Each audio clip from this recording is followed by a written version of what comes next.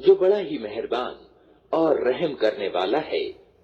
ऐ नबी, कहो, मेरी ओर प्रकाशना की गई है कि जिन्नों के एक गिरोह ने ध्यान से सुना, फिर जाकर अपनी कौम के लोगों से कहा कि हमने एक बड़ा अजीब कुरान सुना है जो सीधे मार्ग की ओर मार्गदर्शन करता है, इसलिए हम उस पर ईमान ले आए हैं और अब हम हरगिज अपने रब के साथ किसी को सहभागी न ठहराएंगे।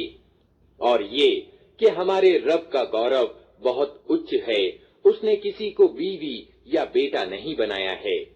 और ये कि हमारे नादान लोग अल्लाह के संबंध में बहुत सत्य विरोधी बातें कहते रहे हैं।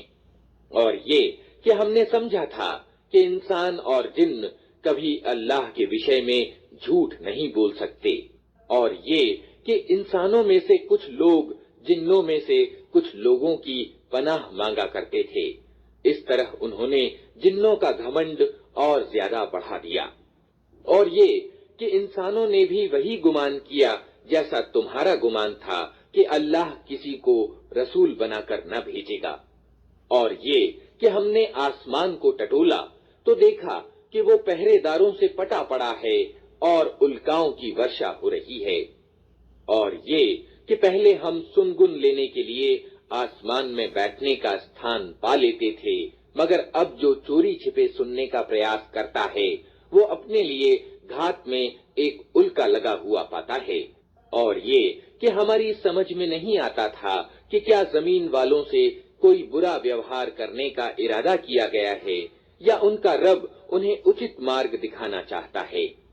और ये कि हम में से कुछ लोग नेक हैं और कुछ इससे अधम हैं, हम विभिन्न तरीकों में बटे हुए हैं। और ये कि हम समझते थे कि न जमीन में हम अल्लाह को बेबस कर सकते हैं और न भागकर उसे हरा सकते हैं। और ये कि हमने जब मार्गदर्शन की बात सुनी तो हम उस पर ईमान ले आए। अब जो कोई भी अपने रब पर ईमान ले आएगा उसे किसी तरह के हक मारे जाने या जुल्म का डर ना होगा। और ये कि हम में से कुछ मुस्लिम यानी अल्लाह के आज्ञाकारी हैं और कुछ सत्य से हटे हुए।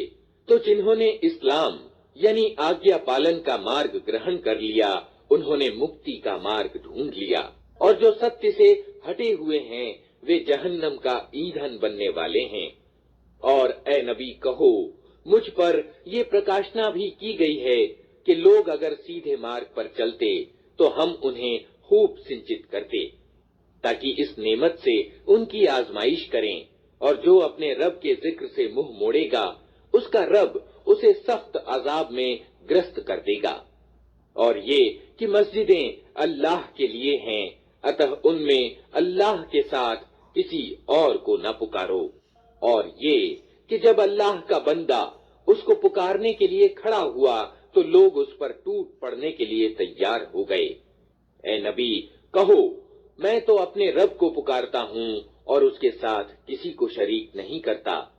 कहो, मैं तुम लोगों के लिए न किसी हानि का अधिकार रखता हूँ न किसी भलाई का। कहो, मुझे अल्लाह की पकड़ से कोई बचा नहीं सकता और ना मैं उसके दामन के सिवा कोई शरण लेने की जगह पा सकता हूँ। मेरा कार्य इसके सिवा कुछ नहीं है कि अल्लाह की बात और उसके संदेश पहुंचा दूं। अब जो भी अल्लाह और उसके रसूल की बात न मानेगा उसके लिए जहन्नम की आग है और ऐसे लोग उसमें हमेशा रहेंगे।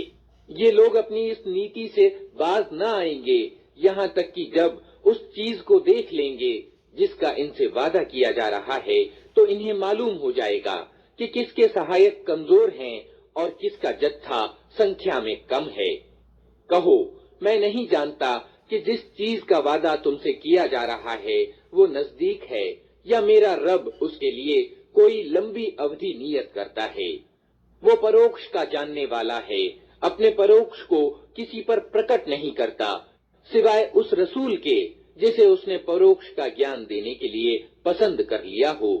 तो उसके आगे और पीछे वो रक्षक लगा देता है ताकि वो जान ले कि उन्होंने अपने रब के संदेश पहुंचा दिए और वो उनके पूरे वातावरण यानी माहौल को घेरे में लिए हुए है और एक एक चीज को उसने गिन रखा है।